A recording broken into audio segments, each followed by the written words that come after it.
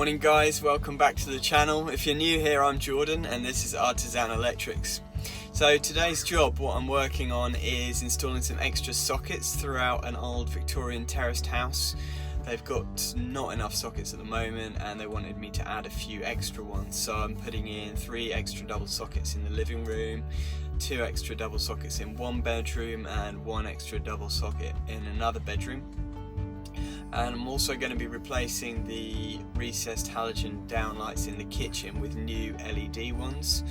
I'm going to be putting a couple of LED downlights in the hallway as well, just to light things up a little bit, and getting rid of a pendant light that's in there at the moment.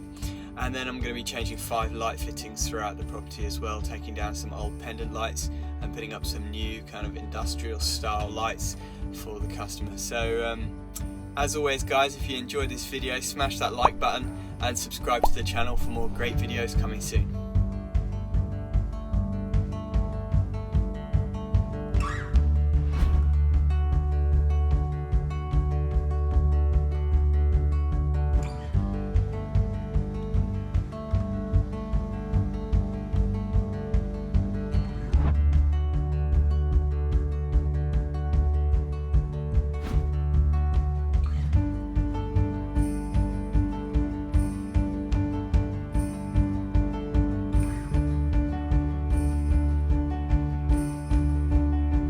Essentially what I'm going to have to do is split the ring here, then I'll run one leg of the ring under the floor over to this new socket, another leg from there under the floor over to this socket, and then from this socket back under the floor to that original socket, and I'll do 2 junction boxes, maintenance free, under the floor to connect that final leg of the ring back up. And that means that all these sockets will be on the ring, which is a good outcome really, because I prefer that rather than trying to do spurs.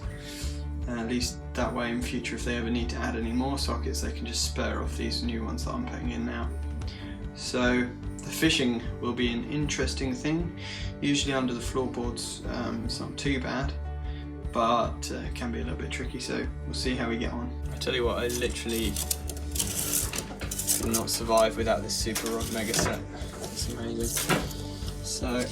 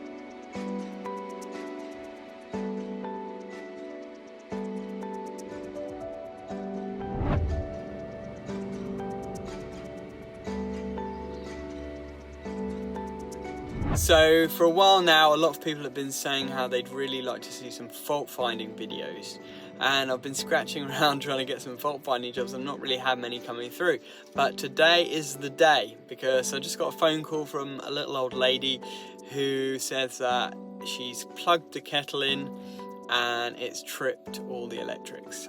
So it could be a simple one, RCD's tripped and she doesn't know how to reset it, or it could be a little bit more complicated. So let's go ahead and have a look and see how we can find and fix this fault for the lady.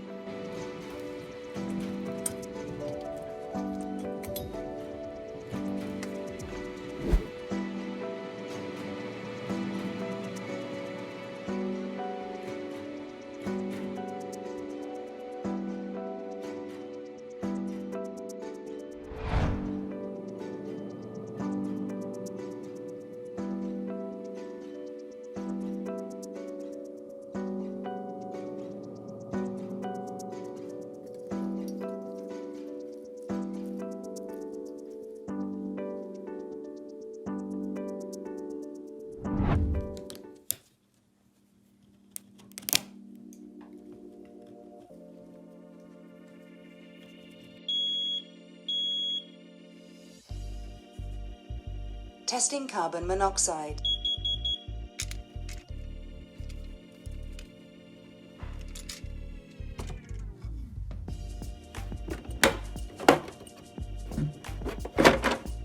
Just turning all the power off for a moment.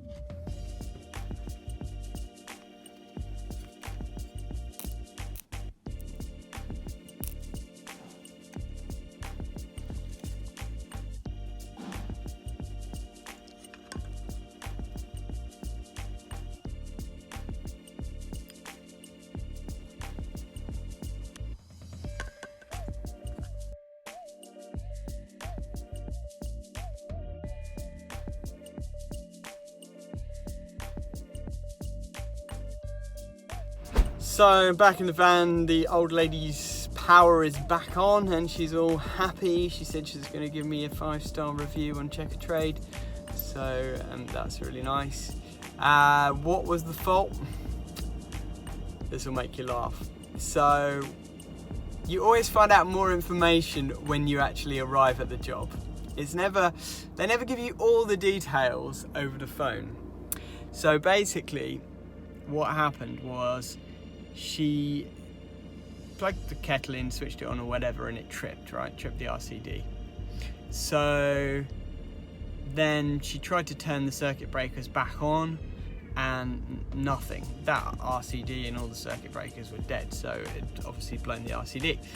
But this is the bit she didn't tell me. She called her son-in-law, and her son-in-law kindly came out and replaced the RCD for her.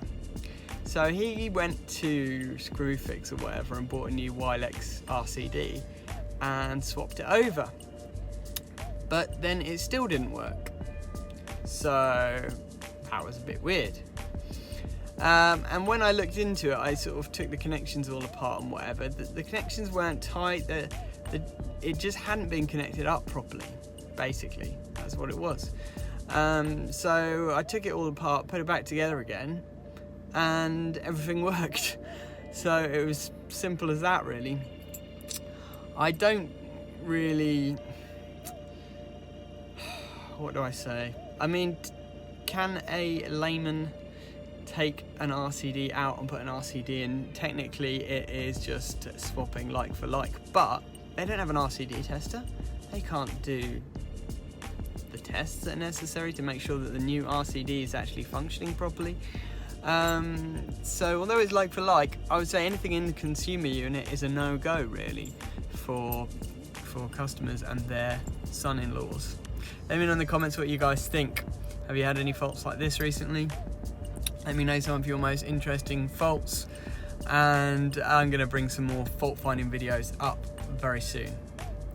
If you like this video, please do me a little favour, just tap that like button. It really helps the YouTube algorithm to share my videos out to other people who can benefit from them too.